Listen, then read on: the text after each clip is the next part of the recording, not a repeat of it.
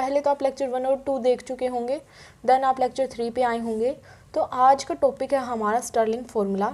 Okay, तो जैसा कि स्टर्लिंग फार्मूला हमारा क्या होता है, बेसिकली गोस फॉरवर्ड और गोस बैकवर्ड का मीन होता है। इन जो हमने फार्मूलाज ऑलरेडी निकाल रखे हैं, अगर हम उनका मीन ले लेना तो हमारा स्टर्लिंग फार्मूला बन जाता है। ठीक है, अब हम स्टर्लिंग फार्मूला से क्या होगा हमारा, देखो जैसे गोस फॉरवर्ड फार्मूला था उससे हमारी एक्यूरेसी इंक्रीज़ होती थी, सिमिलर गोस बैकवर्ड से भी हमारी एक्यूरेसी इंक्रीज़ होती थी। जो गोस वालों की एक्यूरेसी है वो हमारे न्यूटन वाले फार्मूला से थोड़ी ज़्यादा बढ़ जाती है। बट एक तो ये मान लो हमारे पास इस तरीके से वैल्यू है, एक तो मेरी ये वैल्यू आई फॉरवर्ड से, देन मेरी बैकवर्ड से आई, तो ये एरिया आ गया, राइट। अब मैं इन दोनों का मीन निकालूंगी तो मेरा बिल्कुल छोटा एरिया आ जाएगा, मतलब मुझे बहुत ही ज़्यादा एक्यूरेट आंसर मिलेगा जब मैं इन दोनों का मीन निकालूंगी। तो वो होता है हमारा जो स्टर्लिंग फार्मूला। ठीक है, since Gauss forward formula is this, Y X equal to Y naught plus U del Y naught plus U into you minus one upon 2 factorial del square Y minus one plus u plus one U into you minus one upon 3 factorial del cube Y minus one, U plus one U minus one U minus two upon 4 factorial del 4 Y minus two. ठीक है, ये formula हमारा इस तरीके से होता था।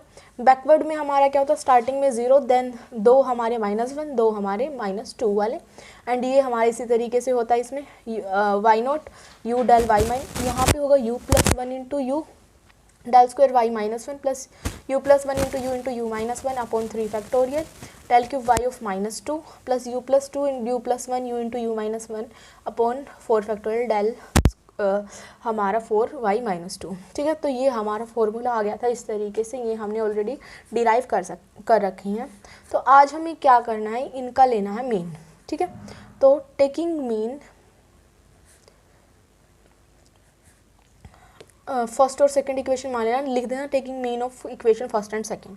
ठीक है, अब मीन किस तरीके से लेंगे हम, ये होगा ये वाली टर्म प्लस ये वाली टर्म बाय में 2, सिमिलर ये वाली टर्म्स प्लस ये वाली टर्म बाय में 2। तो हम ऐसे तो बहुत ज़्यादा हो जाएगा, फिर प्लस करेंगे बाय में 2 लिखेंगे, तो हम एक तरीके से क्या करेंगे, कोरस्पॉन्डिंग टर्म्स का मीन लेंगे, this plus this by 2, this plus this by 2, this plus this by 2, इस तरीके से कोरस्पॉन्डिंग टर्म्स का हम क्या लेंगे, मीन लेंगे इसके अंदर। ठीक है, जैसे हम इन दोनों को ऐड करेंगे तो हमारे ये क्या होगा, y plus y x by में 2, ठीक है, equal to Y naught plus y naught by में 2 प्लस u कॉमन ले लेते हैं हम, del Y naught plus del y minus one by में 2। मीन ले रहे हैं, क्या करना है, सिंपल इनको ऐड करना है, बाय में 2 लिखना है। देन नेक्स्ट टर्म जैसे इसमें हमारा अभी ऐसे ही लिख लेते हैं, बाद में देखेंगे कॉमन वगैरह। ठीक है, या फिर u तो वैसे कॉमन आ रहा है इसमें और 2 फैक्टोरियल भी कॉमन आ रहा है, तो इसको हम बाहर लिख लेते हैं बस। तो u अपॉन 2 फैक्टोरियल, इसमें u माइनस वन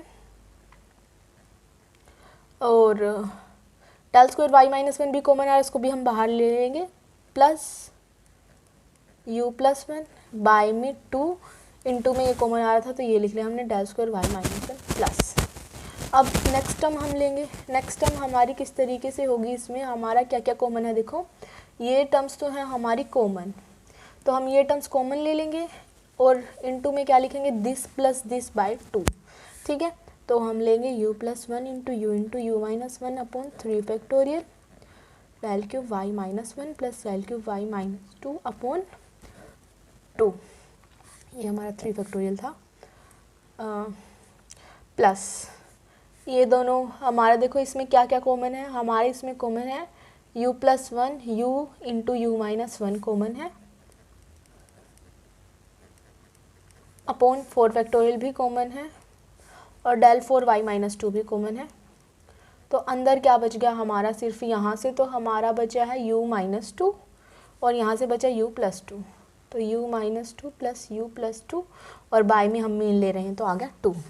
अब 2 से होना हमारी इस तरीके से वैल्यू चलेंगे। ठीक है, अब देखो y x plus y x क्या होगा, 2yx बाई 2, तो ये क्या हो जाएगा, 2 से 2 कैंसिल मतलब yx ही आ जाएगा, equal to y naught plus y naught, 2y naught by 2 मतलब y naught plus u by 2 into del y naught plus del y minus of 1 plus देखो ये 1 से 1 कैंसिल, ये क्या हो जाएगा u plus you, 2u by 2, 2 से 2 cancel तो u बच गया, u into u, u square by 2 factorial, del square y minus 1 plus ये हमारा किस तरीके से, ये टर्म तो हमारी ऐसे ही रहेंगी, तो हम लिख देंगे इस तरीके से इसको 1/2 into u plus 1 into you minus 1/3 factorial del cube Y minus 1 plus del cube Y minus 2 plus, अब देखो इसमें हमारा 2 से 2 कैंसिल हो रहा है, 2u u plus you 2u upon 2, तो यहाँ पे सिर्फ बच जाएगा u एंड हमारा यहाँ पे फिर क्या आ जाएगा u into u, u square, देखो यहाँ से u बच गया कि ये u, तो u स्क्वायर हो गया राइट, इंटू में देखो ये हमारे एक तरीके से ये फॉर्मूला नहीं, a plus b a minus b क्या होता है, a square minus b square, तो ये क्या हो जाएगा u स्क्वायर माइनस 1, 1 का स्क्वायर 1 ही होता है तो इसलिए मैंने u स्क्वायर माइनस 1 बोल रही हूँ। ये हो गया हमारा, अपॉन में हमारा आएगा 4 फैक्टोरियल इंटू में del 4 y of minus 2 this, and यही हमारा क्या होता है इसके अंदर स्टर्लिंग्स फॉर्मूला। कुछ भी नहीं किया, बिल्कुल हमने फॉरवर्ड लिया बैकवर्ड लिया, उनका मीन निकाला, तो ये हमारा आ गया स्टर्लिंग फॉर्मूला। अब हम करेंगे इससे रिलेटेड क्वेश्चंस। ऑल्सो एक छोटी सी बात और रह गई, जैसे मैंने आपको क्या बताया था, फॉरवर्ड जो हमारा गोस फॉरवर्ड फॉर्मूला था उसमें हमारी वैल्यू होती थी, हम 1/2 से 0 के बीच में लेते थे, बैकवर्ड वाले में -1/2 से 0 के बीच में वैल्यू लेते थे।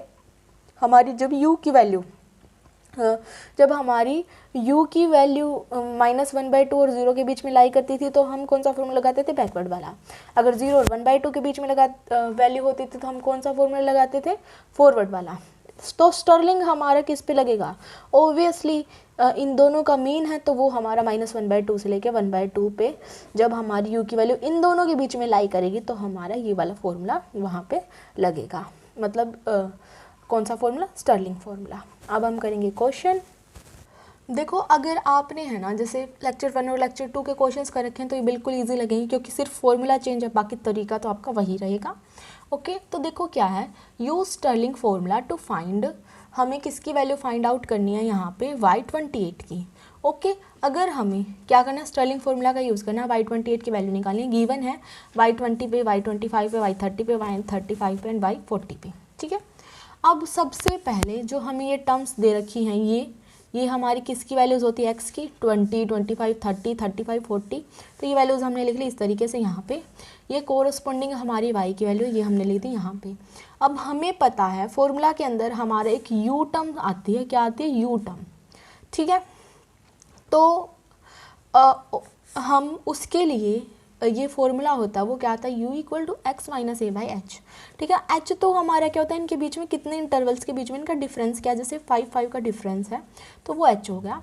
x हमारी यही वैल्यूज़ हैं सारी। अब बात आई है a क्या होता है हमारा, तो जैसे जो वैल्यू पे मुझे आंसर निकालना है, किस पे, 28 पे निकालना है, तो जो सबसे उसके नियरर वैल्यू होगी वो हम लेते हैं a। तो 28 के सबसे नियर वैल्यू कौन सी है, 30 है, तो हम क्या लेंगे यहाँ पे a की वैल्यू 30। तो हमारा अब जैसे u की टेबल में बनाने लगूंगी तो क्या होगा, u = x - a/h, मतलब 20 - 30/5, तो क्या आ जाएगा, जैसे -10/5 -2। सिमिलरली ये वैल्यू हमारी क्या होगी, 25 - 30/5, तो -5/5 -1। ये क्या होगा यहाँ पे हमारा 30 - 30/5 0, ये 35 - 30/5 तो 5/5 1, ये आ जाएगा 2। तो ये इस तरीके से हमारी u की वैल्यू आई है।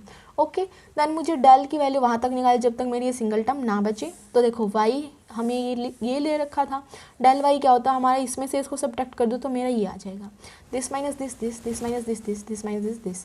ये तो हमने चैप्टर नंबर 1 से ही इस तरीके से करते आ रहे हैं, हम फॉरवर्ड डिफरेंस निकालते आ रहे हैं, इसमें से इसको सब्ट्रैक्ट करेंगे ये वैल्यू आएगी, इसमें से इसको ये, इसमें से इसको ये, देन सिमिलर हमारी ये टेबल इस तरीके से बन जाएगी। ओके, तो अब हमारा क्या हुआ, ये टेबल तो बन गई।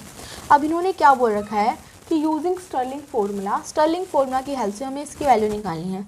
तो सबसे पहले तो हमारा स्टर्लिंग फार्मूला हम देख लेते हैं। तो जो अभी मैंने जिसका डिराइव किया था जो स्टर्लिंग फार्मूला, वो हमने यहाँ पे लिख दिया कि using Stirling formula y(x) = this था हमारा, y0 + u * this something. Okay, अब बात आई कि y0 y ऑफ -1 ये हमारे किस तरीके से होते हैं। ओके, जो पिछले चैप्टर्स थे वहाँ पे हम ये करते थे कि ये हमारी 0 से वैल्यू स्टार्ट हो जाती थी, 1 की, 2 की, 3 की, बट यहाँ पे हमारा ऐसा नहीं होता। अगर मुझे y0 की वैल्यू निकालनी है तो मैं इसके कोरोस्पोंडिंग देखूंगी, 0 के ये वाली वैल्यू होगी, ठीक है। जैसे मुझे y ऑफ -2 की वैल्यू निकालना है तो इसके कोरोस्पोंडिंग ये वैल्यू होगी।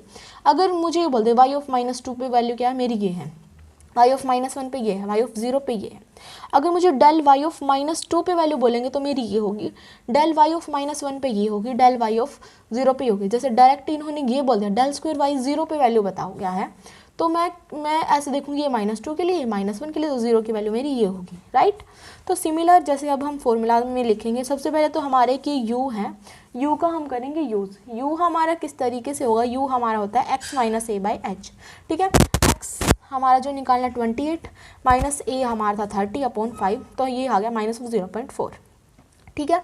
अब बात आई हमारी सबसे पहले u नोट मतलब u0 पे हमारी कॉरस्पॉन्डिंग वैल्यू क्या है 47236, तो हमने ये वैल्यू पुट कर दी, plus u this del of y0 पे, डेल ऑफ y0 पे हमारी वैल्यू क्या है, ये -2 पे -1 पे, ये है हमारी 0 पे, तो ये वैल्यू होगी -310 this, plus del of y -1, del of -2 पे -1 पे, तो -1 पे वैल्यू मेरी क्या आ गई, वो क्या होती है मेरी -1080, प्लस u स्क्वायर, u की वैल्यू का square upon 2 factor, del square of y -1 पे, मतलब डेल स्क्वायर की -1 पे निकालेंगे, ये -2 पे है, देन ये होगी हमारी -1 पे। देखो ये इस तरीके से ले रहे हैं, जैसे ये -2 से स्टार्ट है तो ये -2 की वैल्यू है -1 के, इस तरीके से, ओके। तो हमारा ये हो गया।